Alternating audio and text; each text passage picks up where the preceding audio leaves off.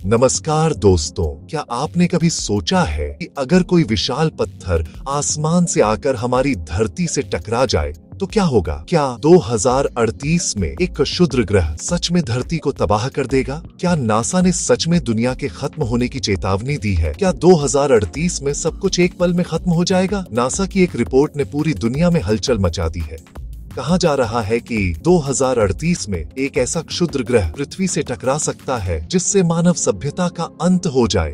तो दोस्तों, बने रहिए वीडियो के अंत तक और जानिए पूरी सच्चाई। दोस्तों, रिसेंटली एक अलार्मिंग न्यूज की वेव सोशल मीडिया प्लेटफॉर्म्स पर आग की तरह फैल रही है, जिससे लोगों में डर और पैनिक पैदा हो रहा है। पोस्ट्स और आर्टिकल्स क्लेम कर रहे हैं कि एक बहुत बड़ा एस्टेरॉयड धरती से टकराने वाला है, जिसका 2038 में टकराने का 77% चांस है। कुछ रिपोर्ट्स ने तो नासा को कोट किया है, कुछ रिपोर्ट्स ने तो आईएसआरओ को कोट किया है, जो एक इम्पेंडिंग एक्सटिंक्शन लेवल इवेंट के बारे में ग्रेव वार्निंग्स दे रहे हैं।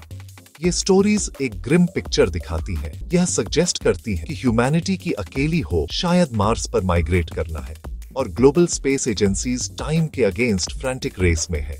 लेकिन क्रिटिकल सवाल जो हमें खुद से पूछना चाहिए वह यह है, इससे पहले कि हम साइंस में और गहराई से जाएं, इस वाइड स्प्रेड एंजाइटी के सोर्स को एड्रेस करना जरूरी है। इस इंफॉर्मेशन का एक बड़ा हिस्सा सोशल मीडिया अकाउंट्स से आता है। यह इंफॉर्मेशन क्लिकबेट वेबसाइट्स से भी आती है जो सेंसेशनल चीजें फैलाने में माहिर हैं। ये प्लेटफॉर्म्स अक्सर हाइपोथेटिकल सिनेरियोस को कॉन्क्रीट प्रेडिक्शंस के तौर पर दिखाते हैं। 2038 में 77% चांस की खबर ऐसी गलत जानकारी का क्लासिक एग्जाम्पल है। रियलिटी कम ड्रामेटिक और ज्यादा रीअश्योरिंग है। यह नैरेटिव एक रूटीन प्रिपेयर्डनेस एक्सरसाइज की गलत फहमी पर बना था, जिसे हम इस डिस्कशन में आगे डिटेल में एक्सप्लोर करेंगे। यह हमें मुद्दे के मूल पर लाता है, फिक्शन को फैक्ट से अलग करना। स्पेस से आने वाले खतरे को ट्रूली समझने के लिए यह समझना बहुत जरूरी है कि हमारे सोलर सिस्टम में ट्रैवल करने वाले अलग अलग तरह के ऑब्जेक्ट्स क्या हैं। अक्सर एस्टेरॉयड, कॉमेट और मेट्योर टर्म्स को एक दूसरे की जगह इस्तेमाल किया जाता है, लेकिन वे अलग अलग सेलेस्टियल बॉडीज हैं जिनकी कंपोजिशन, ओरिजिन और कैरेक्टरिस्टिक्स अलग होते हैं।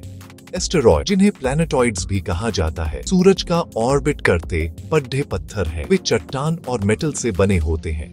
इनका साइज कुछ मीटर से सैकड़ों किलोमीटर तक वेरी करता है। सबसे बड़ा झात एस्टेरॉयड सेरेस 940 किलोमीटर चौड़ा है। ज्यादातर एस्टेरॉयड बेल्ट में पाए जाते हैं, जो मार्स और जुपिटर के बीच है। कॉमेट्स को अक्सर डर्टी स्नोबॉल कहा जाता है। वे बर्फ, धूल और रॉकी मटेरियल से बने होते हैं। ज्यादातर कॉमेट्स कुइपर बेल्ट और ओर्ट क्लाउड से आते हैं। सूरज के पास आते ही बर्फ वेपराइज होकर कोमा बनाती है और एक लंबी पूंछ बनती है। यही पूंछ कॉमेट को एस्टेरॉयड से अलग करती है। कॉमेट्स अक्सर तेज और कम प्रेडिक्टेबल होते हैं, इसलिए ज्यादा खतरनाक हो सकते हैं। मेटेओरॉयड, एस्टेरॉयड या कॉमेट का छोटा टुकड़ा होता है। एटमॉस्फेयर में एंटर होते ही बना उजाला मेटेओर कहलाता है। स्पेस से एक जायंट रॉक के पृथ्वी से टकराने का आइडिया डरावना है, लेकिन डायनासोर्स के अनलाइक हमारे पास अब डिटेक्शन और ट्रैकिंग की एबिलिटी है। ग्लोबल स्पेस एजेंसीज ने एनियोस को खोजने और मॉनिटर करने के लिए सिस्टम्स डेवलप किए हैं। ये प्लैनेटरी डिफेंस एफर्ट एक continuous round the clock mission है। संभावित खतरे वाले एस्टेरॉयड या कॉमेट को कैटलॉग किया जाता है। पहला स्टेप डिटेक्शन है। Ground based telescopes systematic scan करते हैं। स्पेस बेस्ड टेलीस्कोप्स भी स्कैन करते हैं। सर्वेज फेंट moving points of light spot करते हैं। डिस्कवरी के बाद पोजीशन रिकॉर्ड होती है। फिर डेज, वीक्स और मंथ्स तक ऑब्जर्वेशंस होते हैं। हर नए डेटा पॉइंट से ट्रेजेक्टरी रिफाइन होती है। फिर फ्यूचर पाथ प्रोजेक्ट करके इम्पैक्ट पॉसिबिलिटी असेस की जाती है। Space agencies comprehensive risk list maintain करती हैं, जिनकी ऑर्बिट्स अर्थ के काफी नजदीक आती है। इम्पैक्ट की प्रोबेबिलिटीज और डेट्स कंप्यूट होते हैं। नए ऑब्जर्वेशन से कई संभावित इम्पैक्ट्स रूल आउट कर दिए जाते हैं। गोल है मैक्सिमम वार्निंग टाइम देना। दशकों पहले का डिटेक्शन सबसे बेहतर। यह अर्ली वार्निंग ह्यूमैनिटी की फर्स्ट लाइन ऑफ डिफेंस है। ये कैटास्ट्रोफी को मैनेजेबल टेक्निकल चैलेंज में बदल देती है, ताकि कॉस्मोस से कोई मेजर हमें सरप्राइज न कर सके। अगर कोई पोटेंशियली डेंजरस एस्टेरॉयड डिटेक्ट हो और इम्पैक्ट दिखे तो हम क्या कर सकते हैं? फॉर्चुनेटली हमारे पास टेस्टेड स्ट्रेटजीज हैं। गोल डिस्ट्रॉय करना नहीं, कोर्स को जेंटली बदलना है। सालों पहले का छोटा बदलाव हजारों किमी का मिस करा सकता है। सबसे ज्यादा टेस्टेड मेथड काइनेटिक इम्पैक्टर। एक हाई स्पीड स्पेसक्राफ्ट लॉन्च किया जाता है जो टकराकर मोमेंटम ट्रांसफर से ऑर्बिट बदल देता है।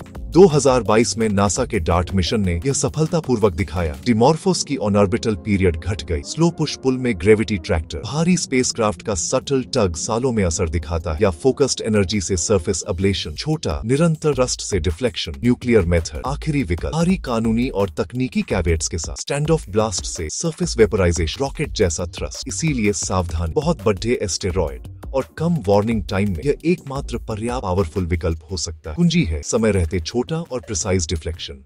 जितना ज्यादा वार्निंग ने ज्यादा ऑप्शंस, और हमारे पास वह कैपेबिलिटी बन चुकी है। डार्ट ने प्रिंसिपल प्रूव कर दिया, तैयारी पैनिक से बेहतर है। अब लौटते हैं वायरल 77% के पीछे की हकीकत। एस्टेरॉयड के टकराने के 72% चांस। ये नंबर कोई रियल वर्ल्ड प्रेडिक्शन नहीं, ये एक fictional parameter. Table top exercise के लिए एक डिटेल्ड हाइपोथेटिकल सिमुलेशन जून 2024 में आयोजित, जैसे फायर ड्रिल। प्लानिटरी स्केल पर readiness check. NASA, ESA, United Nations office for outer space affairs सहित 100 से ज्यादा स्पेशलिस्ट्स ने भाग लिया।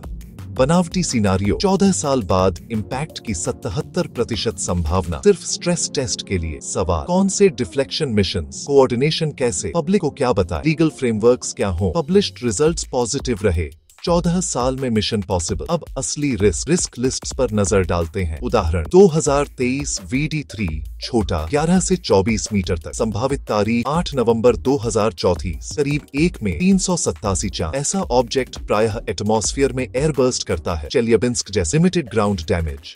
1959 XP बड़ा 400 से 900 मीटर तक। संभावित तारीख दिसंबर 2056। चांस लगभग 1 में 4 करोड़ 27 लाख। लगभग निश्चित मिस। एपोफिस 2004 में चिंता थी, पर अब 2029 में पूरी तरह सुरक्षित पास है और रिस्क लिस्ट से हट चुका है। ये करीब 32,000 किलोमीटर की सुरक्षित दूरी से गुजरे। अध्ययन का बड़ा मौका। एक्सरसाइजेस का उद्देश्य गैप्स खोजकर रेडीनेस बढ़ाना, डर फैलाना नहीं। ये रिहर्सल थी, रियलिटी नहीं। अब डिटेक्शन टेक्नोलॉजी पर एक नजर। यही शील्ड हमें सुरक्षित रखती है और ये हर साल और बेहतर हो रही है। हम खतरे का इंतजार आंखें बंद करके नहीं कर रहे, हम उसे एक्टिवली खोज रहे हैं। कई इमेजेस की तुलना से फेंट मूविंग पॉइंट्स डिटेक्ट होते हैं। हवाई का Pan STARRS, ATLAS, final safety net पूरी रात आसमान को कई बार स्कैन कर लास्ट मिनट वार्निंग देता है। 2028 में NEO Surveyor space based infrared telescope जो डार्क एस्टेरॉयड भी ढूंढेगा। लक्ष्य 140 मीटर से बड़े 90% से अधिक एनियोस को खोजकर कैटलॉग करना।